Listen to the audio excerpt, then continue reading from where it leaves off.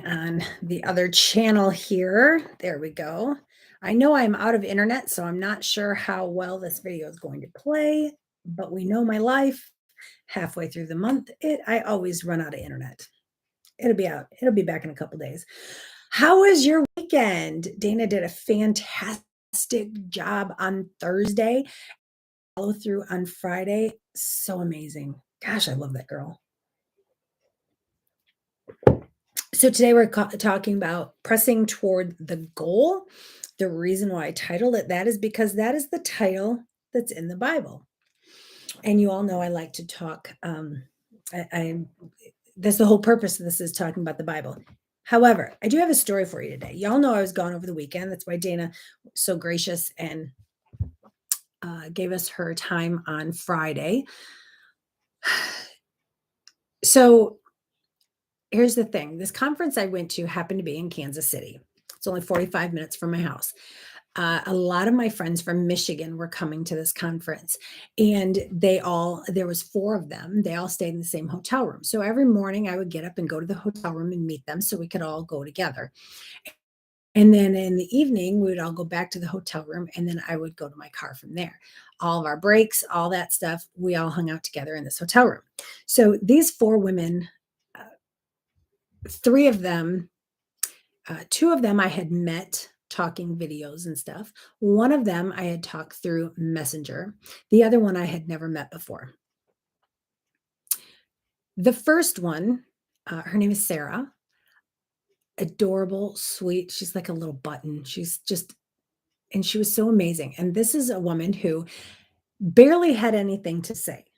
But when she did, it was a mic drop moment. She was wonderful. And she smiled constantly. Amazing girl. Then the other one, uh, why can't I even think of her name off the top of my head right now? Oh my goodness.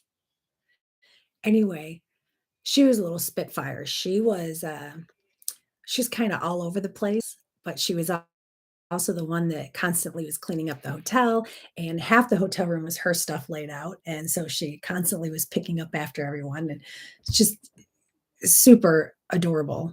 And then there was Elizabeth. Now Elizabeth, I found out, lives right next to my mom. She like lives in my mom's backyard basically, which was pretty amazing. And she offered, if your mom ever needs help, just let me know. I'll go help her.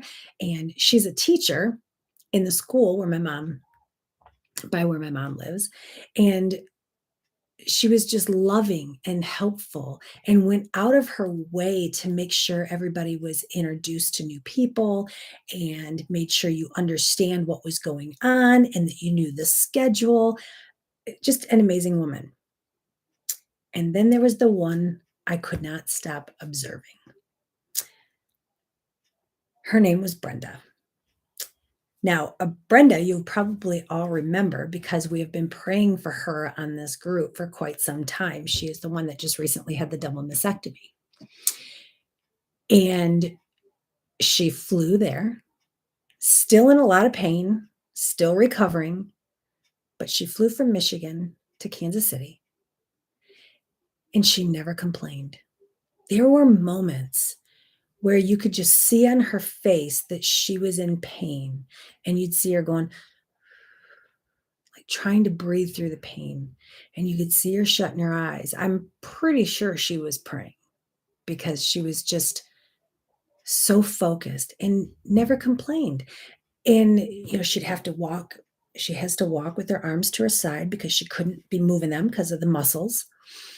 And she just laughed and spoke sweetly to everyone. And she would make jokes like, this may be inappropriate, but she had all the girls would take the one girl's phone and kept changing the screen on her. And she caught her one time, and Brenda had the phone, and she caught her one time, and she says, "What are you doing with my phone? You changing the picture again?" And of course, she just had a double mastectomy. She goes, "Hang on, I'm sending you boob pics." I mean, it was just that's the kind of, and I'm not telling you to be inappropriate. appropriate, I'm telling you, because that was the kind of spirit she had. She just made light of her situation, and she was encouraging, and she was upbeat. Now, that is some faith. And every now and then she'd slip and she'd say, "I have cancer," and we would all say, "You had cancer," and she'd say, "You're right, I had cancer."